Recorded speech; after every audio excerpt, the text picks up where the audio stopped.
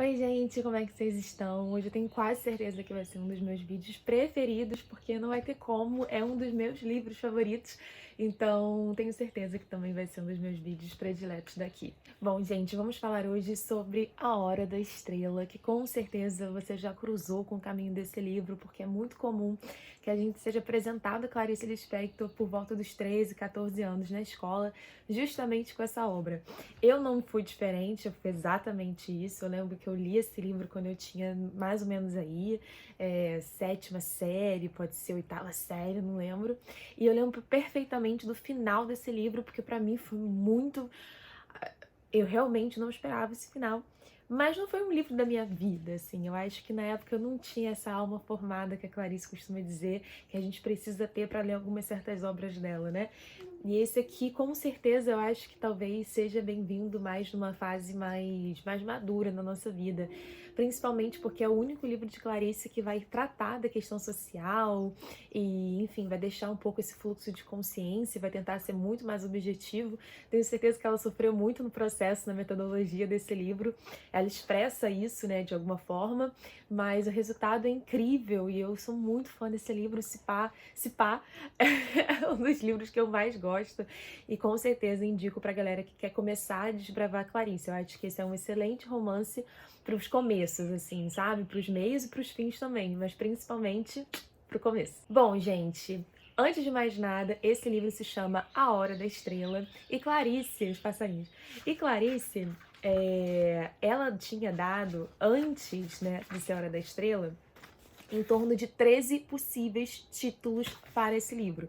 Ou seja, A Hora da Estrela podia se chamar A Culpa é Minha, Ela que se Arranje, O Direito ao Grito, Quanto ao Futuro, Lamento de um Blue, Ela Não Sabe Gritar, Uma Sensação de Perda, Assovio no Vento Escuro, Eu Não Posso Fazer Nada, Registro dos Fatos Antecedentes, essa eu amo, História Lacrimogênica de Cordel, Saída Discreta pela Porta dos Fundos.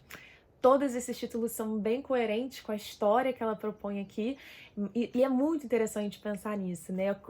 O que é A Hora da Estrela, sobre o que narra essa história. Basicamente, a gente vai ter um narrador, né, que aqui, bem no comecinho do livro, ele já diz bastante coisa sobre ele, a gente consegue imaginar um pouco de Clarice nele também, né?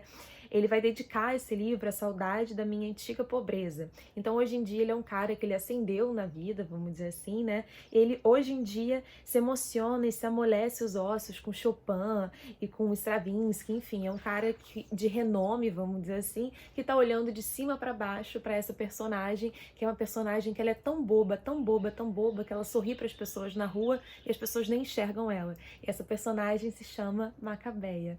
É muito interessante também que a gente só vai entender o nome dela, a gente só vai conseguir finalmente ler o nome dessa personagem quando ela se apresenta para um rapazote que eu honestamente detesto, né? Um dos grandes personagens masculinos que a gente tem bode de Clarice, né? Ela tem esse dom de fazer personagens masculinos péssimos pra gente odiar. E esse não vai ser diferente, que é o Olímpico de Jesus, que é um boy que ela se interessa e aí ela finalmente se apresenta, me chama Macabeia. Então isso é bem interessante. É como se ela se tornasse alguém e finalmente fosse vista por alguém e agora ela ganha um nome. Mas Macabeia é muito mais do que isso, né? Macabeia tem 19 anos, ela é uma menina virgem, que gosta de Coca-Cola, que gosta de comer cachorro-quente e datilógrafa. Essa é a bio do Insta de Macabeia. Ela, no caso, tinha só a tia dela, né, como referência, a única pessoa da família. A tia dela acaba que ela falece, ela sai do Alagoas, nesse momento ela vem para o Rio de Janeiro.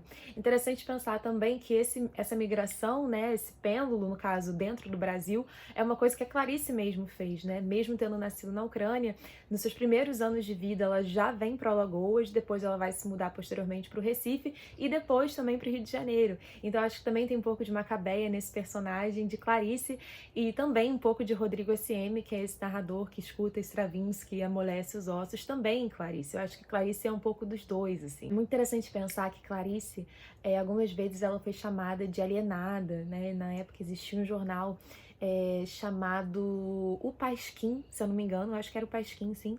E aí botavam a Clarice, desenhavam a Clarice assim com uma redoma de vidro em torno dela, né, como se ela fosse incapaz de ver a realidade que estava presente na vida dela, sendo que Clarice não era assim. Clarice esteve presente, por exemplo, na passeata dos 100 mil, e muitas vezes nas suas crônicas também ela colocava ali algumas opiniões políticas, não que ela também fosse 100% politizada, vamos dizer assim. Eu acho que a Clarice tem muitos traços, até por causa da década mesmo que ela, né, nasceu e existiu, enfim, são traços muito universalistas, então são temas, não é que ela se dizia de esquerda, de direita, não era muito sobre isso, mas ela se interessava por muitas pautas sociais. E aí eu acho que nesse ímpeto de mostrar que ela era muito mais do que, enfim, apenas um rostinho bonito que falava coisas muito abstratas e, enfim, fantasmagóricas para as meninas lerem, ela faz A Hora da Estrela, e aí sim as pessoas começam a ler ela talvez com outros olhos. Interessante pensar também que ela escreveu A Hora da Estrela junto com O Sopro de Vida. Então ela fazia, basicamente assim, nesses últimos anos da vida de Clarice, né? Esse é o último livro de Clarice em vida, e também isso é uma outra coisa muito importante de se dizer. Ela tinha acabado de se recuperar, não acabado de se recuperar, mas ela sofreu um acidente, né? Ela teve um incêndio na casa dela. Muito possivelmente ela estava fumando, porque Clarice fumava muito, muito, muito, muito, muito, muito. E ela estava em casa com os filhos dela, e provavelmente uma das chamas, enfim, virou uma labareda, e aquilo tomou uma proporção, assim, inimaginável, e ela acaba realmente tendo um acidente e ficando 3 meses dentro do hospital. Então ela tem, assim, ela usa faixa, a mão direita ela foi muito debilitada, a autoestima dela mesma, ela não se sentia mais uma mulher bonita, ela foi muito afetada por causa desse acidente, e a produção também literária dela também, consequentemente, foi afetada. Então ela precisava da ajuda da sua amiga Olga Borelli, que sempre esteve no lado dela nesses últimos anos, e ela que foi responsável pela feitura desses últimos livros dela, né? Isso desde o Água Viva até mesmo Na Hora da Estrela e também no Sopro de Vida. Então ela costumava ter, assim, uma pilhazinha de coisas de Macabeia e uma pilhazinha de coisas de Ângela, né? Que é o próximo vídeo aqui no canal, que eu vou falar um pouco mais sobre o Sopro de Vida também. Interessante pensar também sobre esse nome, Macabeia, porque Macabeia é um nome que eu acho que pouca gente se chama, né? Eu acho que talvez tenha sido uma invenção de Clarice, muito inspirada nos Macabeus, que, para quem não lembra, era um grupo judeu radical na época, né, de Jesus mesmo. E tinha os zelotas, tinha os Macabeus, tinha os fariseus, né, que eram, enfim, era aquele povo judeu que eles eram muito ávidos, assim, das escritas, enfim, e eles julgavam Jesus, e aí estava aí, por meio deles, os Macabeus também, que era um povo muito radical, vamos dizer assim. E é interessante pensar que algumas pessoas, elas leem, assim, Macabeia nessa perspectiva judaico-cristã, porque se a gente for parar para analisar, a Hora da Estrela é a estrela de Davi, e aí tem várias coisas, gente, que a gente pode parar para analisar, que é muito, muito louco. Você tem que parar a sua vida para fazer esse paradigma, assim, de pegar uma cosmovisão teológica para trazer para Clarice. Mas vale a pena, porque realmente o percurso é longo. Falei, gente, hoje eu tô muito faladeira, eu não falei muito da história. Basicamente, gente, Macabeia é essa menina que vem do Alagoas, e ela aqui no Rio, ela consegue se encontrar enquanto datilógrafa.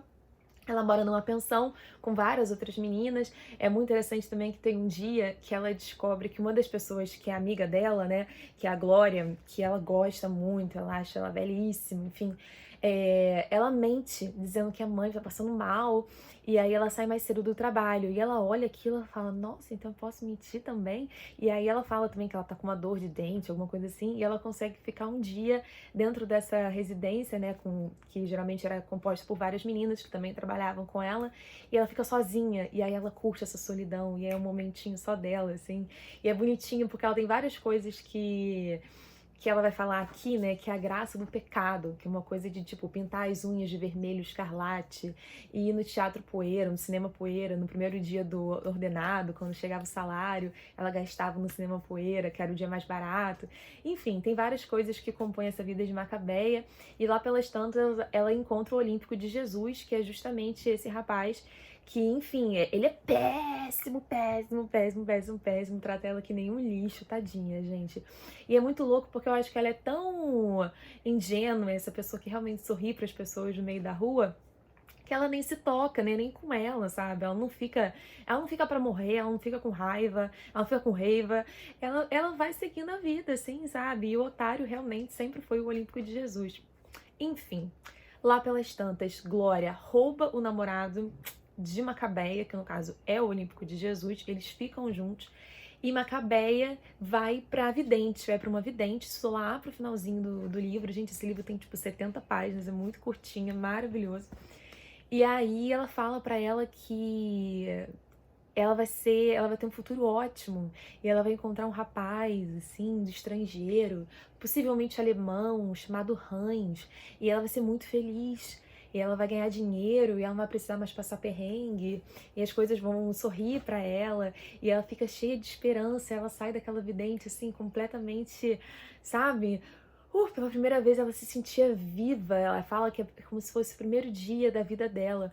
E aí, ao mesmo tempo, essa vidente também, ela acaba tendo uma sessão com uma outra pessoa que ela consegue ver ali que ela vai ser atropelada, que ela vai morrer em poucos dias e tal, e a pessoa sai, assim, chorando, lacrimejando muito, enfim. E acaba que a gente descobre aqui, eu vou ter que fazer um spoiler, se você não quiser escutar essa parte, pule aí mais ou menos uns 30 segundos.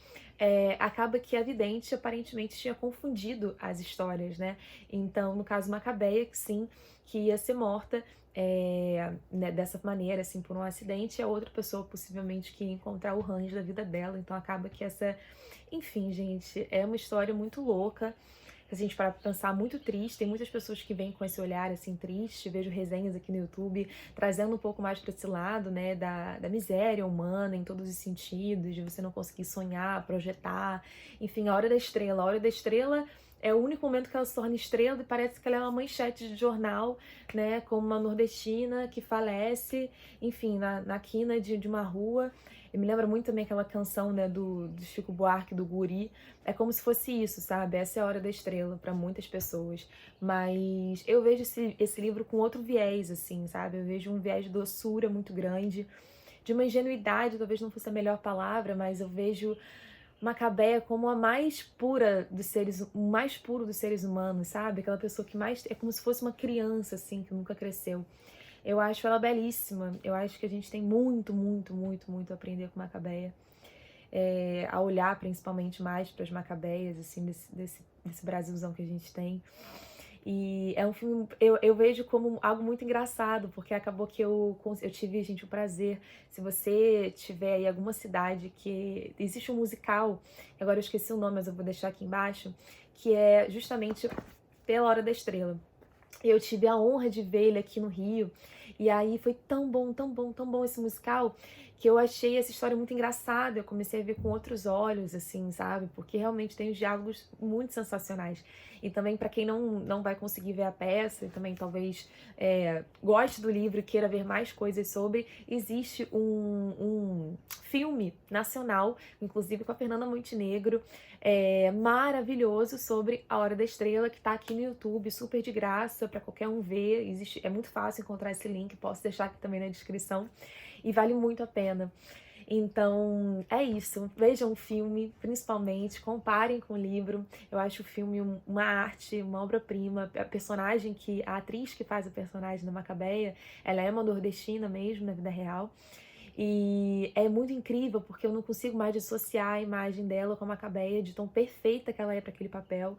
E eu acho que ela não fez outros filmes depois, então, assim, ela ficou realmente eternizada como Macabeia.